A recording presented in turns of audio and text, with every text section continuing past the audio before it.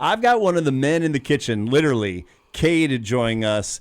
And Cade, welcome to Meals and Feels, man. Glad to have you. Thanks so much, Jeff. I'm glad to be here. Well, we've got a lot to talk about. One, we've had a chance to find out so much about Meals on Wheels. And some of the most impressive stats to me are the fact that you guys have been able to ramp up production so much, like double, triple, quadruple, without missing a beat. You guys are getting more meals to more people than ever. No one's ever on a wait list. I can't imagine being in the kitchen, like kind of the war room, if you will. How do you make that happen? It's unbelievable. I mean, we're pulling 700 or 800 pounds of meat per week, and the size of this kitchen is unbelievable. But really, what it comes down to is the employees and the volunteers. We have such great talent, both within the executive chef position, the 2 sous chef positions that we have. But the volunteers really come together. They do so much of the prep. Us guys in the kitchen, we're on a line, and we will go through and we will serve 1,100 meals within 50 minutes. It's unbelievable. We're fast. We're not nice about it. But at the end of the day, it really serves the community. And so we love what we're doing. But it is hard work. It is fast work. But somehow we make it happen. And somehow you make really good food, too. Yeah. You're not just giving lousy MREs or just, TV dinners. These are like restaurant quality meals. Absolutely. And we do everything from vegan to, if somebody has any kind of dietary restrictions, we take care of those as well. We do special diets. It's just unbelievable. If you don't want salt, you're not going to get salt. If you can't have sugar, you're not going to have sugar. So it's just, I don't know how we do it, to be honest with you, but every single day we do it. And it's remarkable. It helps so many people. We feed the YMCA. We feed a lot of seniors. And especially with the economy in California, it is so expensive here. So any way that we can feed the community nutritious meals, we want to do it. Well, you do an amazing job. And like you mentioned, a lot of these seniors that you guys serve, they retired years ago when the economy was a very, very different thing. So they're on a fixed income. They're making their best. And you guys provide something really special to them. So kudos to that. I'm just so impressed that you guys are able to pull that off. Absolutely. My mom was part of this program, and it's just so cool now to be able to know that at one point, even if it was a long time ago, that I now get to feed other people's parents, and it makes them happy. That's so cool. Well, before we hopped on the mic, you were telling me about some of your other endeavors and your other passions. And I got to admit, they're beyond impressive. I'm not sure if you sleep ever. No.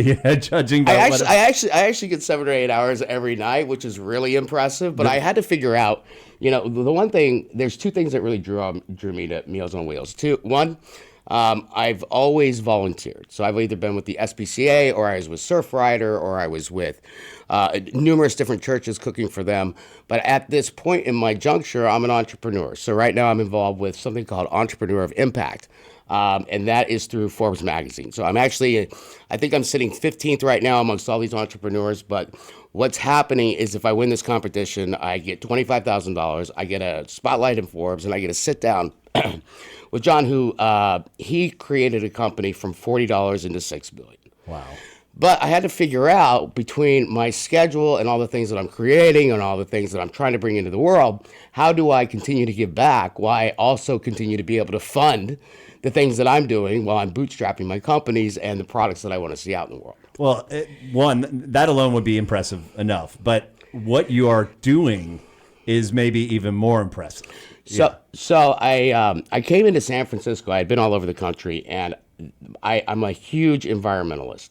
And the thing that brought me to that is that everywhere that I went in the country, I was finding plastic pollution. It didn't matter whether I was in a forest, didn't matter if I was at the beach, and I ended up in some communities that weren't even recycling their plastics, which really made me mad.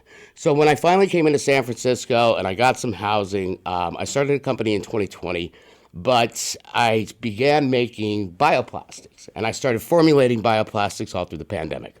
The reason that is because everywhere that I went, some places were recycling, other places people weren't being trained well, they weren't being educated well, they were throwing bowling balls into the recycling, shutting down $10 million facilities. And the fact is, even though we've got to continue recycling, that's not the answer. We have big problems with microplastics. Right now, we are eating, drinking, and consuming a credit card's weight worth of plastic every single week. By the time that's 2050, it's going to be the size of a light bulb that's solid. If we don't change the ingredients of plastics and the plastics that we're using, I can't even imagine the health concerns that are going to happen. So anyway, I lose my housing in 2022 in January. I'm part of a 13-week program through Human Wave, which is a wonderful community in San Francisco for CNC machining. In that, I have a Ducati and I take off. I can't afford the rent in San Francisco if I'm going to continue to try to bring these things to life. I've started my intellectual property by patenting my formulas, and I decided to take a risk. And through that time, I became a chef. Why not? Why not? Why not?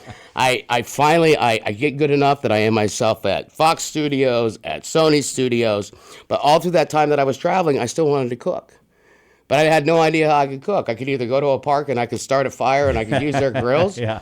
And so I started creating another product called Fire Chef. Okay, Fire Chef is a great grill. It can go 36 inches, 48 inches. It sits under your car. It can be attached, excuse me, to your bracer bars on either side of the vehicle. It comes out. It's got a collapsible wok. It's got a flat top. It's got a grill. It works as a smoker. It also protects your car. You can use propane with it. You can use wood with it. And so when I found Meals on Wheels, here I get to be a chef. I get to give back. And I also get to learn how to do meal programs. Yeah, totally. It all makes sense. Absolutely. So somehow I ended up in this Entrepreneur of Impact. I'm running for it. So if you guys are interested in voting for me, because I need you guys voting for me every single day for me to win this thing. Okay. You're going to go to Entrepreneur of Impact Cade Frost 2025, and you will see my pretty face there. Please hit vote because it is free to do so. There we go. As for Meals on Wheels, if anybody is interested in coming down to the Monterey Peninsula, we are looking for volunteer drivers. We are also, I believe, hiring some drivers. We can always use the volunteers. We can always use the help.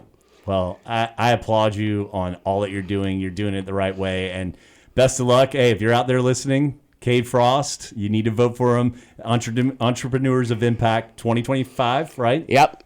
Cade Frost, there you go. All right, Jeff. Thanks for what you're doing, man. Yes, you're doing a great job. And all right, sir. That's why we do this, Meals and Feels. There's so much wonderful stuff going on in Meals on Wheels of the Monterey Peninsula and so many great folks that it takes to make that happen. So make sure you tune in every Tuesday, just a little bit after 2.